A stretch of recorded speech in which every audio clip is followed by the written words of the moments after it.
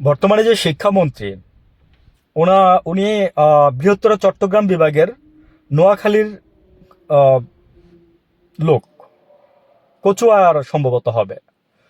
তো উনি নকল বন্ধ করছিল, এজন্য আমি কথা বলতে আসছি। উনি যারা 2000 আগে পাশ করছে তারা বলতে পারবে যে প্রচুর পরিমাণে নকল হইতো। তো ওই 96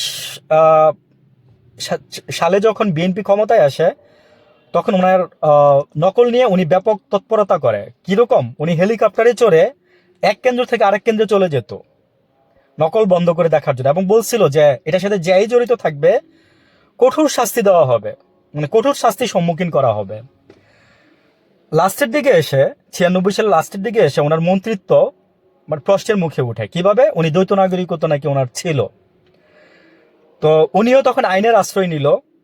আইনের আশ্রয় নেওয়ার পরে যখন খালেদা জিয়ার লাস্ট মোমেন্টের দিকে আর কি, তো দেখলো যে নামটা আমার ঠিক মনে নেই, আরেকজন এরকম আছে যে দ্বৈত নাগরিকত্ব আছে, উনিও মন্ত্রী। তখন উনি রিট করলো এবং কোর্টে এটা নিয়ে হইলো। তো কোর্ট থেকে বলা হইলো যে দ্বৈত নাগরিকত্ব যার থাকবে সে মন্ত্রী থাকতে পারবে না বাংলাদেশে।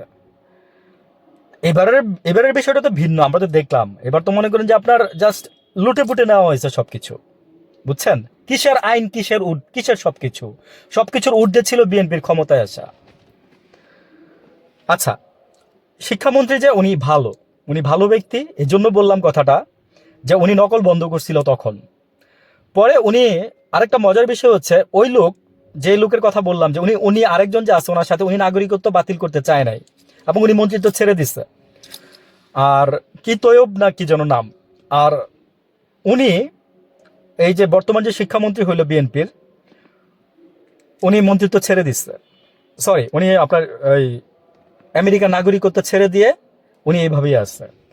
তা আমি যতটুকু জানি ওনার সম্পর্কে, উনি একজন ভালো লোক, সৎ লোক। তো আসলে কি, সংসদ যেদিন শপথ নিতে যাবে উনি একটা রশি মানে ডিঙায়ে উনি লাফ দিয়ে চলে গেছিল। এটা নিয়ে অনেকে হাসছেন। ভাই, উনি ওনার কর্মটাকে প্রায়োরিটি দিচ্ছে। উনি ওনার যখন দেখছে যে ওনার সময় চলে যাচ্ছে, এবং উনি বললাম না যে উনি ভালো রেজাল্ট নিয়ে ঢাকা ইউনিভার্সিটি থেকে পাশ করে বিদেশও বহু জায়গায় পড়াশোনা করছে, এবং মালয়েশিয়াতে আপনার এই যে মানে এই শিক্ষামন্ত্রীর এই বিষয়গুলোর উপরে উনি পড়াশোনা করে আসছে। বিএনপির মন্ত্রিসভা কিছু কিছু জায়গায় ভালো দিচ্ছেন, কিছু কিছু জায়গায় খারাপ দিচ্ছেন, যেগুলো নিয়ে আলোচনা সমালোচনা অলরেডি শুরু হয়ে গেছে। যেমন আপনার চাঁদাবাজির বিষয়টা, আবার আপনাদের মন্ত্রী বলতেছে যে না, এগুলো ঠিক না। আবার আরেকজন মন্ত্রী বললো, নরসিংদীর দেখলাম শিবপুরে, বলছে আপনারা ঢাকায় ফ্ল্যাট নিয়ে থাকেন, 2 দিন অফিস করেন, এগুলো করবেন না, ভালো থাকবেন।